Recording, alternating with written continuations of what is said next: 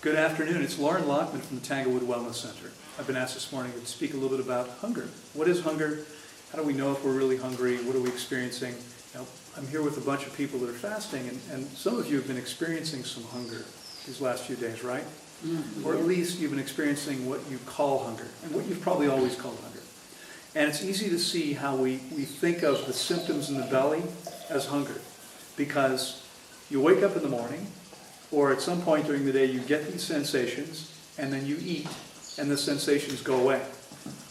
And that makes it seem pretty clearly like you were hungry, eating resolved it, and now you're not hungry anymore. It seems like it's a pretty clear-shut case that was hunger.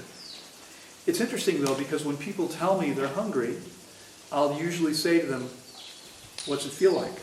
And they'll usually say, hunger, like I'm an idiot, which I may well be, but not for that reason, because, in fact, when I press people, I get a different response from each person.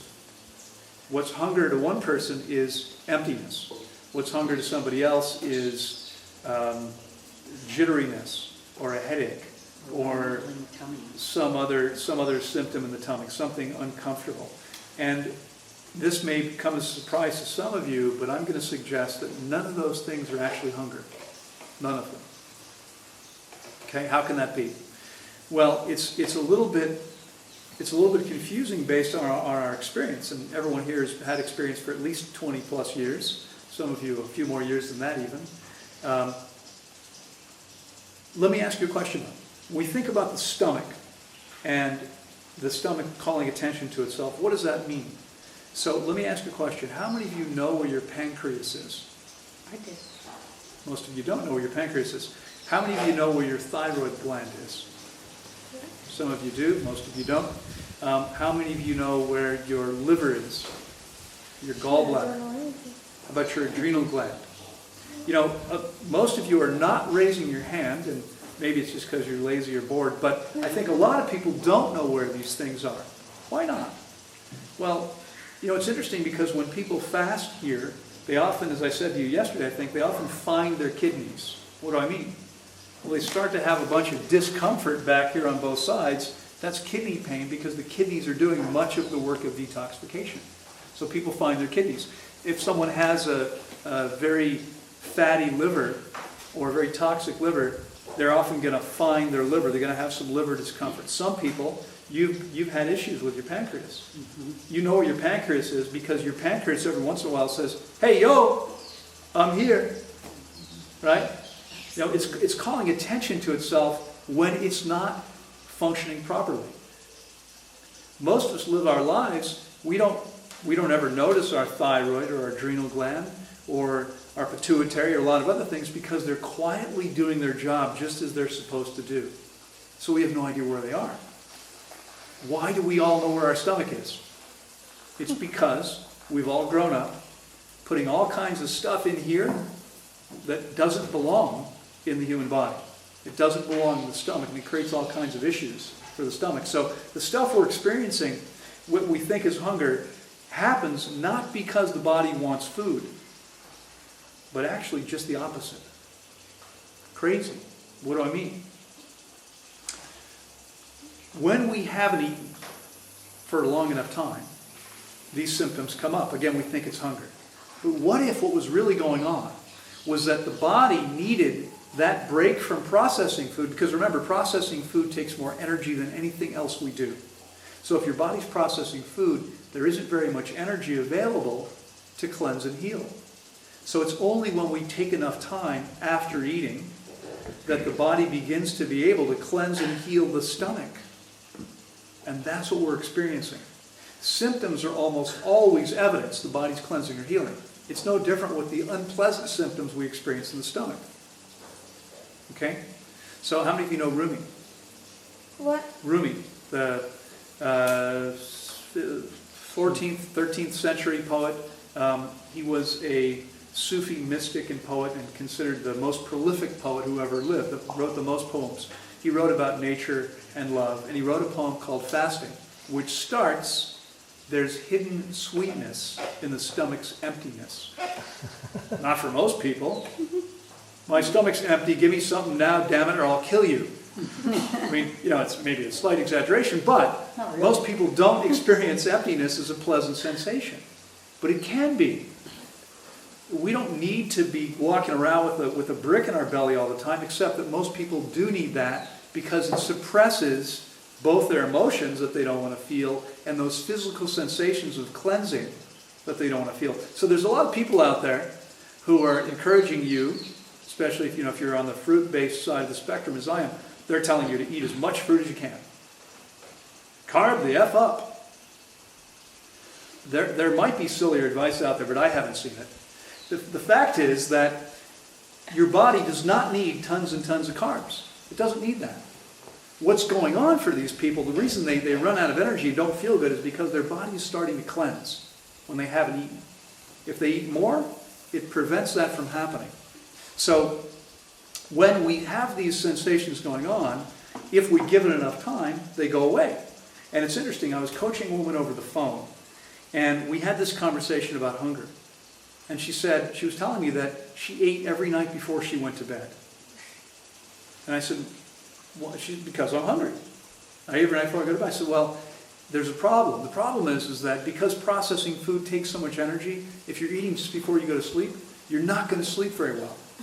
Now, you might pass out. You might be completely unconscious for 6 or 8 hours, but your body's not getting the rest it needs because it's busy doing the most work it ever does instead of being able to rest. Does that make sense? Yeah. But so we talked about this, and I explained that these symptoms that she was experiencing weren't hunger, and she said something interesting. She said, I just realized there were some times when I felt hungry at night that I didn't eat. And when I woke up in the morning, the symptoms weren't there. I wasn't hungry anymore. Now think about that for a second. If you were actually hungry and you went to bed without eating, wouldn't you be more hungry the next day? If you went to sleep without eating and there was no hunger at all, what did it mean? It means you were never hungry in the first place. In fact, there was a study that was done probably 15 or so years ago now. They took a statistically significant sample-sized group of people in the U.S. who were eating before they went to sleep. Okay, same thing. They all felt hungry, so they'd eat before they went to bed. And they weren't sleeping very well. What they had these people do, they had one group continue doing that. The other group, instead of eating anything before they went to sleep, they would drink a glass of water. Guess what they found out? They weren't hungry. They were thirsty. The two sensations are very similar. Well, how do you experience thirst? What does thirst feel like? Parts of It's not even an unpleasant sensation unless it's extreme dehydration, which is unfortunately where many people live today, all the time. But thirst is a pleasant tickling sensation in the back of the throat. So is hunger. Well, why would that be? That's because, like our closest primate relatives, we are not designed to be drinking a bunch of water. We're designed to be getting our water from our food. So if we live here in the tropical jungle and we have all kinds of high water content food available, both fruit and soft tender leaves, probably average 80 to 90% water. If we're consuming those things, we're getting all of our water needs met. So hunger and thirst feel very similar. Okay, because we meet them both at the same time most of the time. Now, it's not that you never drink from a stream, but honestly, I mean, think about the people that are telling you to drink X number of ounces for every pound or a kilo of body weight, etc. How many of you would be able, 3 or 4 liters of water a day or more, according to some people, standing by the stream with your hands cupped? Because how many glasses are there in nature? How many pitchers do you have? You don't have a tap. You got to go to the stream each time. I mean, it's not practical unless you're standing by the stream all day long. How are you going to get that much water in? You're not. You don't have to. Now, we're slightly shifted. It wasn't a thirst thing. It was a hunger thing. But I want you to see hunger and thirst are very similar because they're closely related because we're intended to meet both of them together at the same time. So, as crazy as this sounds to most of you, it's now been 20 plus years since I started fasting to cleanse my body. I have now fasted more than 2 years of my life cumulatively. And I've been eating a raw vegan diet now, fruit-based diet for more than 22 years. And so, guess when I feel hungry? Like most people feel hungry in the stomach. Never? Virtually never in 22 years. It doesn't happen. The only time it happens is if I eat a gourmet raw meal or a bunch of nuts and seeds, drink dehydrated, something like that, where the next day my belly may not be so happy. When I'm eating the way I do here, which is maybe a watermelon at 1 or 2 o'clock in the afternoon, a small watermelon, and a papaya in the evening, doesn't happen. It never happens. And it doesn't happen if I go a whole day or more without eating anything at all. So you guys want to understand that the symptoms you're experiencing in your belly, you're not experiencing because you're not eating. I mean, you are, but it's not because your body needs food, it's because your body's cleansing and healing the stomach. Theoretically, there's no hunger during the process. Why not? Because your body is getting its caloric needs met throughout the process. First, from what's in your digestive tract. Next, from the glycogen in your liver. After that, for a short time, from your muscles. And then finally, from your adipose tissue, your long-term fat stores. Why would you feel hungry when your body was getting everything it needed? You wouldn't, and you don't. So what you've been experiencing are the symptoms of cleansing and healing, and those will go away, and they'll stay away forever as long as you're making the best choices. So you're saying most of us have never, ever experienced true hunger? Well, Probably in our life. many people have never experienced true hunger in their life. That's true. It would be hard to, given that most people have eaten 3 or 4 times a day their entire life, and are walking around with anywhere from 6 to 12 weeks of worth of reserves. So the body isn't necessarily looking for calories. You got plenty of calories, right? Any other questions? Does this make sense to you guys? Yeah, yeah, absolutely. I've heard that also your stomach is shrinking back to its normal size.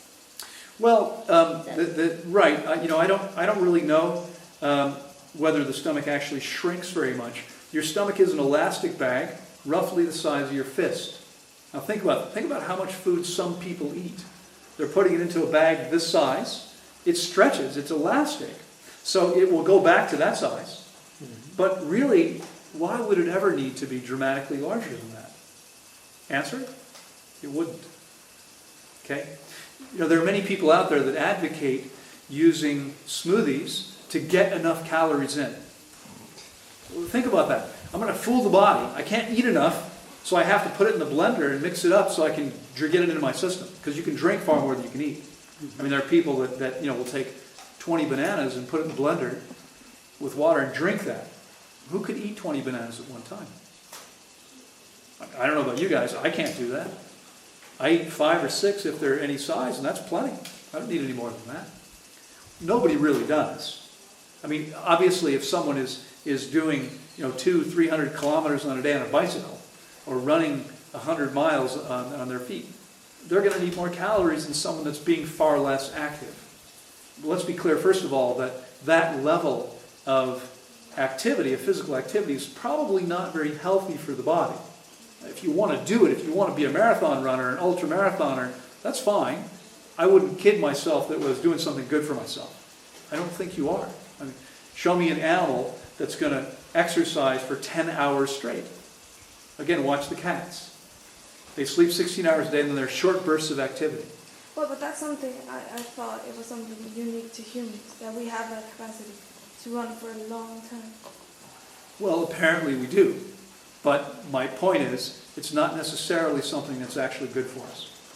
The monkeys at my trees, they rest most of the day. Absolutely. Yeah.